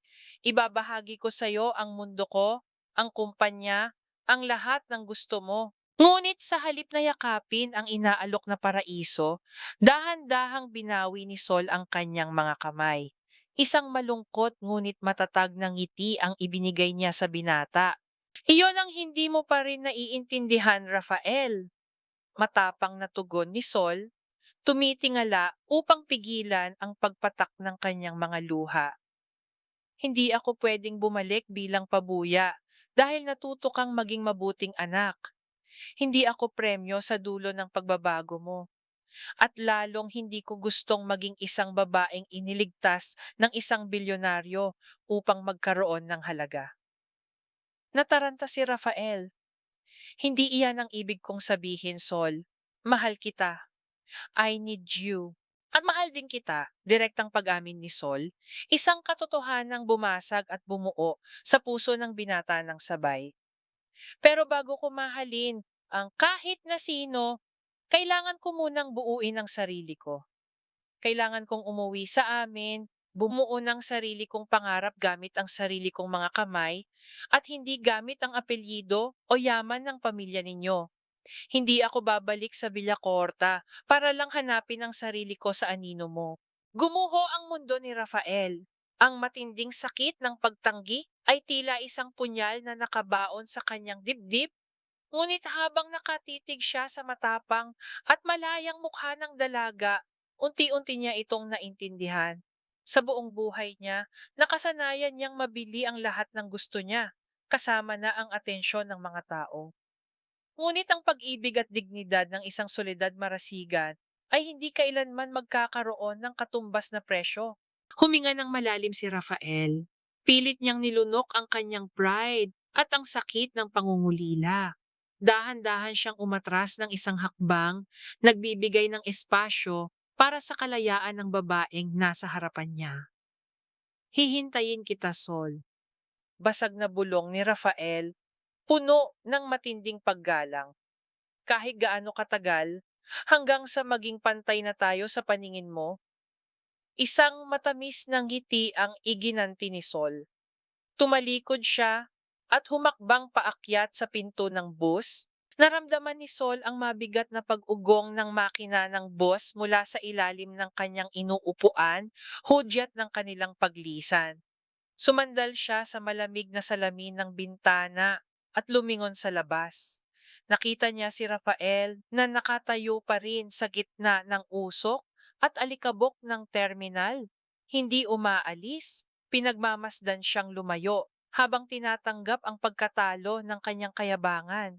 Pinunasan ni Sol ang nag-iisang luhang tumakas mula sa kanyang mata. Kasabay ng pag-iba ng ihip ng hangin patungo sa probinsya ay ang tuluyang paglaya ng kanyang kaluluwa. Lumipas ang isang buong taon. Ang mabigat at mapagkunwaring hangin ng Makati ay tuluyan ng napalitan ng sariwa at malayang simoy ng dagat mula sa Batangas. Sa gitna ng isang malawak at luntiang lupain, nakatayo ang isang simpleng pasilidad na gawa sa matibay na kahoy at malalaking salamin. Nakaukit sa kahoy na karatula sa itaas ng tarangkahan ang pangalan ng lugar, Casa Pakinig. Gamit ang malaking halaga ng danyos mula sa paninirang puri at ang perang ibinayad ng korte upang linisin ang pangalan ng kanyang ama, hindi bumili si Sol ng mamahaling bahay o alahas. Ibinuhos niya ang lahat upang itayo ang munting paraisong ito, isang tahanan kung saan ang mga matatandang inabandona ng kanilang pamilya ay binibigyan ng boses at higit sa lahat, binibigyan ng oras upang pakinggan. Tahimik na nagpupunas si Sol ng mga mesa sa hardin nang mapansin niya ang pagbabago ng ihip ng hangin.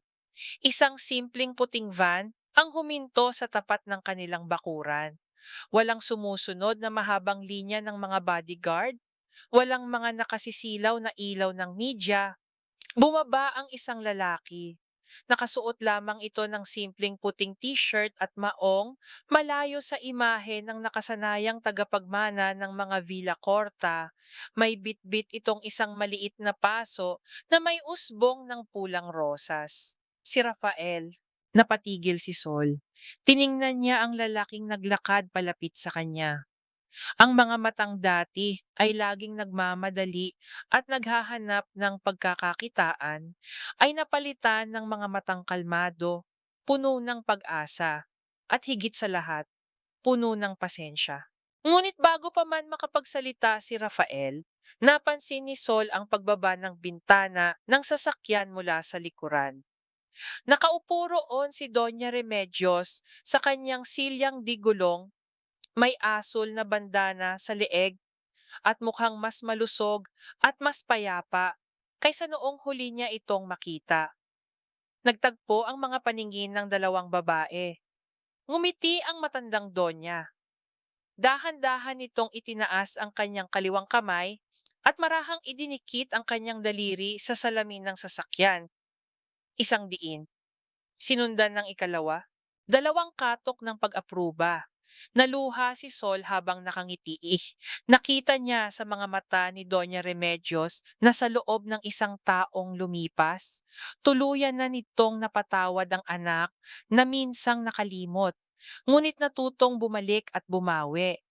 Nahahanap na ng pamilya Villacorta ang kapayapaang matagal nilang ipinagpalit sa yaman. Humarap muli si Sol kay Rafael. Inilapag ng binata ang maliit na paso ng rosas sa ibabaw ng kahoy na mesa. Hindi siya lumuhod upang mag-alok ng singsing. Hindi siya naglabas ng kontrata para bilhin ang pasilidad. Naintindihan na niya ang pinakamalaking aral ng kanyang buhay. Wala akong dalang pangako ng mundo, Sol. Malambing na panimula ni Rafael. Ang kanyang boses ay tila musika sa tahimik na hardin. Gusto ko lang itanong, kung pwede ba kitang ayain magkape? Hindi bilang boss mo, hindi bilang lang isang Villacorta, bilang pantay, bilang ako. Isang mainit na kuryente ng kilig ang dumaloy sa buong sistema ni Sol. Ito ang lalaking natutong magpakumbaba at maghintay para sa kanya. Ang lalaking tinalikuran ang kayabangan upang pantayan ang kanyang halaga. Tinitigan ni Sol ang mga mata ni Rafael. Hindi siya sumagot ng pasalita. Sa halip, ibinaba niya ang kanyang kanang kamay sa ibabaw ng makinis na mesa. Marahan niyang inilapat ang kanyang hintuturo sa kahoy. Isang katok. Natigilan si Rafael. Napatitig ang binata sa mga daliri ni Sol, halos hindi humihinga habang hinihintay kung may susunod pa. Sa kauna-unahang pagkakataon sa buhay ng bilyonaryo, naintindihan niya na ang tunay na pag-ibig ay hindi binibili o pinipilit. Ito ay matiyagang hinihintay. Makalipas ang 3 segundong tila isang taon para kay Rafael, muling ibinagsak ni Sol ang kanyang daliri sa mesa. Ang ikalawang katok. Napangiti ng napakalawak si Rafael hanggang sa umabot ito sa kanyang mga mata.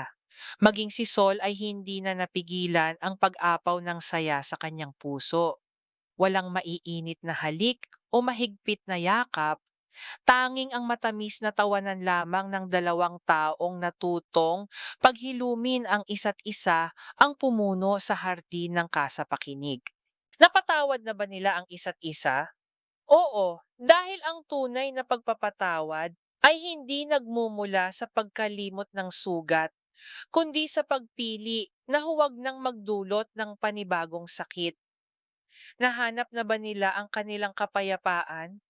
Oo, dahil ang kapayapaan pala ay hindi matatagpuan sa itaas ng mga nagtataasang gusali ng Makati, kundi sa isang maliit na espasyo kung saan ikaw ay tunay na pinakikinggan at pinapahalagahan. At para sa mga nakasaksi sa kwentong ito, isang matibay na aral ang maiiwan. Ang tinig ng isang tao ay hindi nasusukat sa lakas ng kanyang sigaw, kundi sa kalayaan niyang pumili para sa kanyang sarili. Ang tunay na pag-ibig at respeto ay hindi kailanman inililimos sa mga taong nasa itaas. Ito ay ibinibigay ng mga taong handang bumaba upang maglakad sa tabi mo, pantay, at magkahawak kamay. Para sa isang hamak na kasambahay na minsang tinawag na lasonera, nagawa niyang linisin hindi lamang ang pangalan ng kanyang ama, kundi maging ang kaluluwa ng pamilyang minsang nanakit sa kanya. Ito ang pinakadakilang tagumpay ni Soledad Marasigan,